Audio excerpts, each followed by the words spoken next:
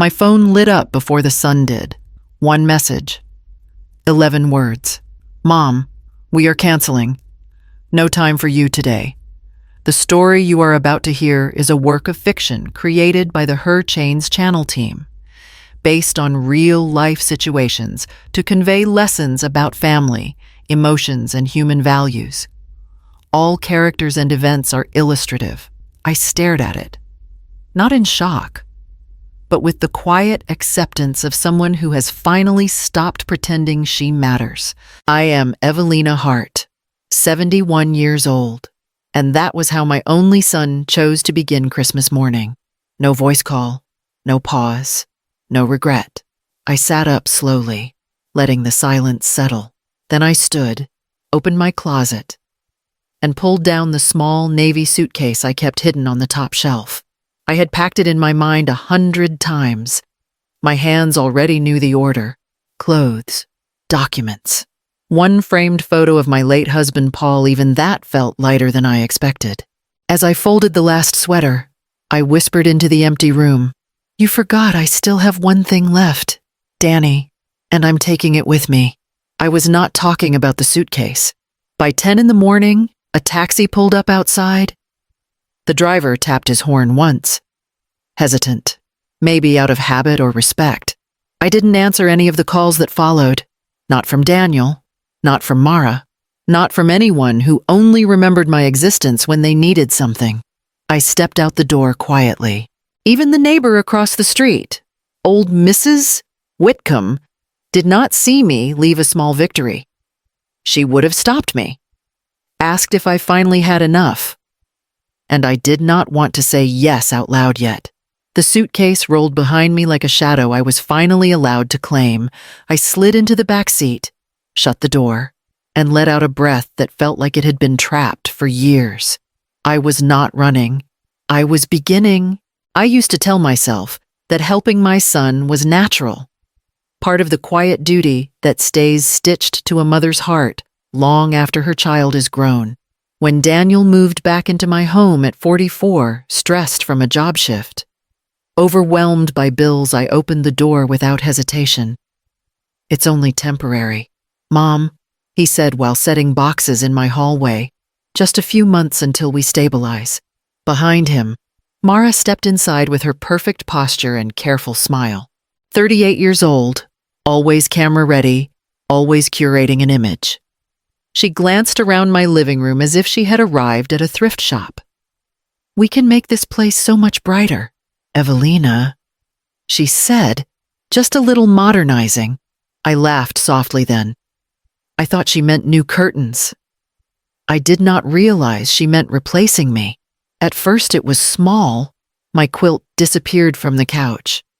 "Too old-fashioned," she said. "My ceramic bowl's gone, chipped. I donated them. Even the framed photo of Paul on the mantel was moved to a drawer so the room feels cleaner." I told myself none of it mattered. I still had my son, my grandbabies, Leo and Clara, their tiny hands reaching for me whenever they were tired or scared. But soon I was the one doing every bedtime, every morning routine, every mess, every meltdown. "Mom, can you take them today?" Daniel would ask as he rushed out. "I have a call in 10 minutes. "Can you handle lunch?" Mara would add without looking up from her laptop. Days blurred into weeks, then months. My house filled with their noise, their schedules, their rules, yet somehow I became quieter, smaller, useful, but barely seen. The moment everything shifted was ordinary. I stood in the kitchen doorway while Mara told a friend on the phone, "Oh, Evelina, she just helps out. She doesn't really have much going on." I opened my mouth to speak and found nothing inside but air. That was when I understood I had not opened my home.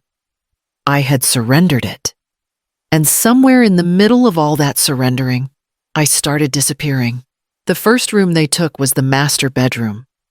"Mom, it makes more sense for the kids to be closer to us," Daniel said, already carrying my clothes down the hall. "It's temporary, I swear." I nodded, even though the word temporary had already begun to lose meaning. A few months later, Mara stood in my doorway holding a tray of neatly folded towels. "We're turning this guest room into a play space," she announced. "The kids need an area for their development." I was moved again, this time into a narrow room that used to store winter coats. "Only until we figure out the layout," she promised.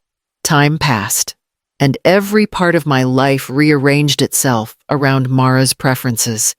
Breakfast had to be organic and plated a certain way. Dinner had to be photographed before anyone touched it. My schedule matched her conference calls, her meetings, her deadlines. When I tried to carve out a sliver of time for myself, she would say, "Evelina, could you be flexible? You're the one who's home." One afternoon, I searched the storage closet for a quilt my mother sewed for me when I was young. It was gone. "Oh, that old thing," Mara said. I donated it. It looked worn out. She said the same about the porcelain vase Paul bought me for our 10th anniversary, the wooden jewelry box he carved, the crystal dish from my grandmother. Each went missing quietly, swallowed by her idea of a cleaner home. But the worst loss came on a gray Portland morning, when the cold felt sharper than usual. I opened my drawer to find Paul's watch missing the one thing I kept closest, the last piece of him I could touch. "Mara," I said, my voice trembling, "have you seen my husband's watch?" She didn't even look up. "Daniel took it to get it repaired. It was too old." Something cracked inside me. Not a scream, not anger, just a clear, painful understanding that I had become someone whose losses didn't register. And with that watch gone, the last thread of my old life slipped from my hands. My 71st birthday fell on a Sunday, and Mara decided it was the perfect day to host a small gathering. She stood in the kitchen, directing me as if the house belonged to her. "Evelina, can you slice the fruit and make sure the cookies are arranged nicely? People notice these things," she said, brushing past me. I looked at Daniel, hoping he might remember the date. He kissed the top of Clara's head and said, "Mom, Mara's stressed. Can you just help her out today?" Today, my birthday. By noon, the house was full of Mara's friends and coworkers. They complimented the decor, which she eagerly accepted as if she had chosen every detail of the home. I moved between the kitchen and the living room carrying trays, refilling drinks, collecting empty plates. No one asked why the woman doing all the work looked older than every guest combined. At one point, I heard Mara laugh on the couch, her voice bright and careless. "Oh, Evelina, she doesn't do much, but at least she helps with the kids. Honestly, I don't know what we'd do without her babysitting." The words hit harder than anything she had ever taken from me. I stood frozen behind her, holding a tray of cups that rattled because my hands had started to shake. I slipped out to the front porch to breathe. The cold air stung my cheeks, but it was kinder than anything inside. Mrs. Whitcomb, my 82-year-old neighbor, shuffled over with her cane. "Birthday today, isn't it?" she said softly. I nodded, blinking quickly. She leaned closer. "Child, you don't owe them your whole life. You hear me? You don't owe anyone that much." Her voice was calm, but something in it opened a door inside me, a door I had kept locked for far too long. I went back inside and continued serving, but my steps were different. Lighter, more certain. Something had shifted, and I knew it would not shift back. The morning after my birthday, I moved through the house as quietly as ever, but something inside me no longer bowed. Mara handed me a list of errands while tying her hair back. "Evelina, could you pick up the dry cleaning and please reorganize the pantry? It looks messy again." "I have something to take care of today," I said evenly. She blinked, surprised. "Well, just try to fit it in." I did not answer. I simply took my purse and stepped outside before anyone could redirect my day again. My first stop was the bank on Hawthorne Boulevard. I sat with a young teller who spoke gently. as if sensing how difficult it was for me to reclaim even this small autonomy. "I'd like to open a new account," I said, "in my name only." She nodded and guided me through the paperwork. When she handed me the folder, the weight of it felt like air returning to my lungs. Next, I visited Mrs. Whitcomb. She opened the door before I knocked twice. "I need a place to store a few important things," I told her. She took the envelope of documents, birth certificate, deed, savings records, and squeezed my hand. "I will keep them safe." The hardest step came downtown at the legal aid office. Mr. Calloway, a thin man with silver glasses, listened carefully as I explained my situation. "So your son and his family moved in after a job change," he repeated. "No lease, no written agreement, no payments." "That is correct." He tapped the deed. "This house is entirely yours, Mrs. Hart. Under Oregon law, they are occupants without contractual rights. You may charge rent. You may end their occupancy." I felt my breath catch. "You mean I can ask them to leave, you can. And it would be fully lawful." It was not anger that filled me then, but clarity. Clean, sharp, and quiet. That evening, after everyone was asleep, I sat on the edge of my small bed and booked a one-way ticket to stay with my sister Lorraine in Eugene. I did not tell Daniel. I did not tell Mara. Some plans grow best in silence. Christmas morning arrived without warmth. I woke to Daniel's message blinking on my screen as if it had been waiting for me to open my eyes. "Mom, we are canceling. No time for you today." My hands did not tremble. My breath did not hitch. I simply rose from the thin mattress in the small room they had pushed me into and finished what I had started weeks earlier. The suitcase waited beneath the bed, half packed. I filled the last corner with the photograph of Paul and zipped it shut. In the quiet of the hallway, I placed a single note on the dining table. "I need to remember who I am without you. Do not follow me." No anger, no explanations, just truth. Before stepping outside, I forwarded a scheduled message to Daniel, the same kind I sent whenever packages arrived. Delivered packages at door. He would glance at it and assume I was doing what I always did, handling everything. The taxi pulled up exactly at 10 in the morning. The driver leaned over and asked, "Ms. Hart?" "Yes," I said, sliding into the back seat, my voice steady. As we drove toward Portland International Airport, I felt the strange calm that comes when a choice is final. No one called my name. No footsteps chased me down the driveway. The house stayed silent behind me, unaware that every comfort inside it had been held together by the woman now leaving without a sound. The airport signs appeared through the windshield, glowing faintly in the winter haze. I pressed my fingertips to the boarding pass tucked inside my coat. Eugene waited. My sister waited.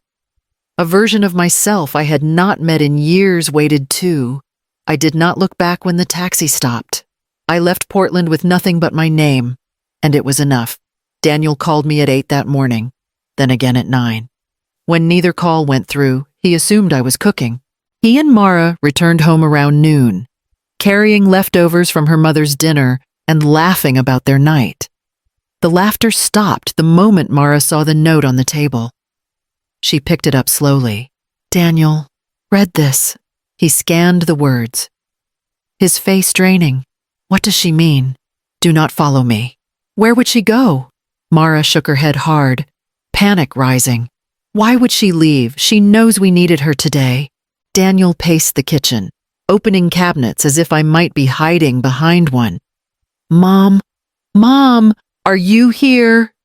His voice cracked. Mara pulled out her phone. "Check the garage. Her car is still wait." She used a taxi.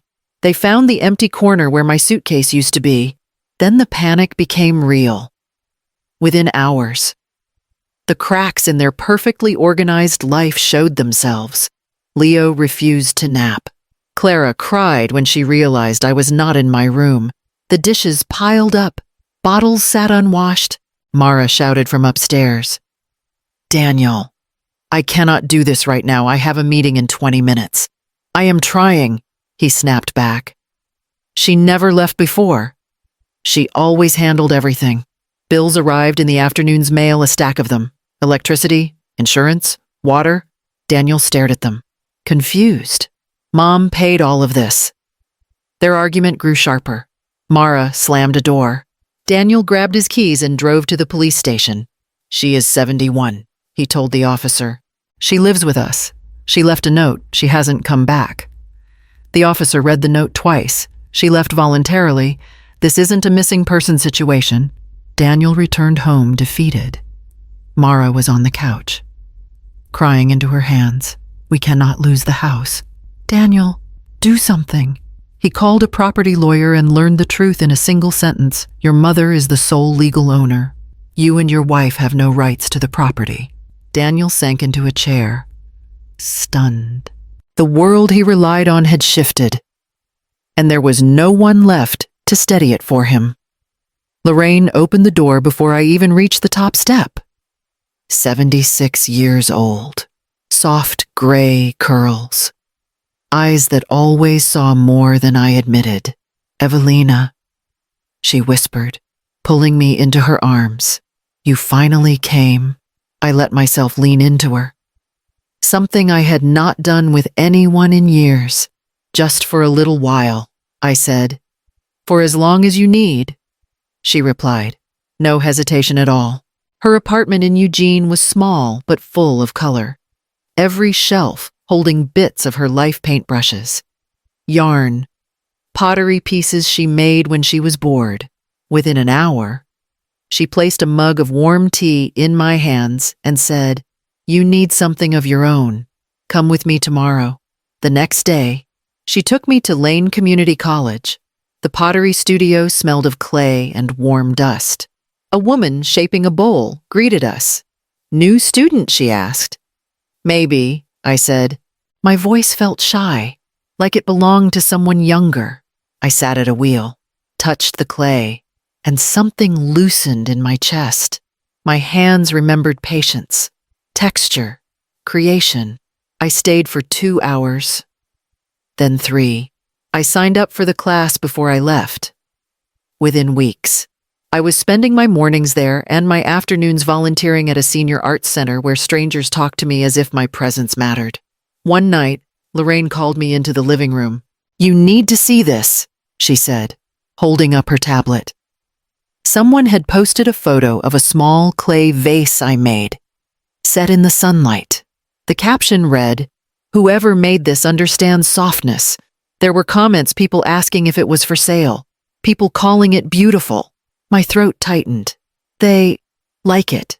They see you, Lorraine said gently. It had been a long time since anyone saw anything beyond what I could do for them. Daniel arrived in Eugene on a gray afternoon, the kind of day that usually made me feel small. But not anymore. Lorraine opened the door before he knocked a second time. He's here for you, she murmured. Do you want me to stay? No, I said. I can speak for myself. Daniel stepped inside, and the sight of him startled me unshaven. Eyes red, shoulders pulled tight, as if the weight of his own choices had finally settled. Mom, he whispered, voice cracking. Please talk to me. I gestured to the couch. Sit. He sank down, rubbing his hands together. I did not know you were this unhappy. I thought things were functioning. Mara said you liked helping. The kids, Mom. They keep asking for you. I know, I said softly, and I love them. But love does not erase what happened inside that house. He swallowed hard. I am sorry. For all of it. For not seeing what was happening. For letting Mara make decisions that pushed you aside. I should have protected you. You should have. I agreed, my voice calm. But you did not. And I cannot return to a home where I am treated like a piece of furniture that moves whenever someone else needs space. He leaned forward. Let me fix it. Move back. We will change. I shook my head. No, I am not coming back. Daniel. His breath caught. Then what? What do we do? You become the father you should have been. You and Mara raise your children yourselves. You handle your own bills. You decide your own meals. And if you want a relationship with me, it will be on different terms. He pressed his hands to his face. Tell me what the terms are. I will visit as their grandmother, I said. Not a caretaker, not a live-in helper, just myself. And I will leave when I choose. He nodded slowly, as if each word carved a new truth into him. Thank you for giving me a chance at all. I am giving you a boundary, I corrected gently. Not a guarantee. He exhaled shakily. Does this mean we are okay? We will see, I said. Growth takes time, and it must come from you. He lowered his head, accepting the only answer I could give him. 1 year after I left, I heard Daniel and Mara's names announced in Portland nominees for the Outstanding Family Contributors Award. The headline praised their devotion to community, parenting, and elder support. I read it twice, then folded the newspaper without a word. Lorraine looked over. Are you going? I think I will, I said. My voice held no anger, only certainty. The event took place in a community hall I had not stepped into since Paul was alive. I took a seat in the last row, unnoticed. Daniel adjusted his tie nervously on stage. Mara glowed under the lights, smiling as if she had shaped the world with her bare hands. The host said, "And now, a few words from the family matriarch, Mrs. Evelina Hart." Daniel froze. Mara's smile twitched. I walked toward the podium slowly, feeling the weight of every step, every year, every quiet moment I had swallowed to keep peace. Thank you, I said, taking the microphone. I want to speak about what it means to give yourself to family. The room quieted. I spent years living in a home where my voice slowly disappeared. I cooked, cleaned, cared, soothed, supported, until I could no longer see myself in the mirror. I became useful instead of seen, predictable instead of loved. And when I realized I had vanished in my own life, I did the hardest thing an older woman can do. I chose myself. No names, no accusations, only truth. A murmur rippled across the room. Mara's face paled. Daniel gripped the edge of his chair. I left to survive. I continued. And survival should never be the cost of being someone's mother. When I stepped away from the podium, the silence cracked open. The award committee whispered urgently. One man approached the stage and discreetly removed the plaque meant for Daniel and Mara. Sponsors stepped away. Phones came out, screens filled with comments. Their curated image dissolved faster than it had ever been built. Mara tried to stand, but no one called her name. Daniel lowered his head, shoulders shaking. I walked out before anyone could reach me. Outside, the evening air felt clean. They canceled me on Christmas, like I meant nothing, so I handed them the truth and watched the world see them exactly the way they taught me to feel. If you felt this story, comment or subscribe. Your support helps more people hear voices like mine. When you finally choose yourself, what part of your life grows back first? Sometimes the bravest act is not forgiveness or endurance. It is reclaiming the space where your worth once lived and daring to stand in it again.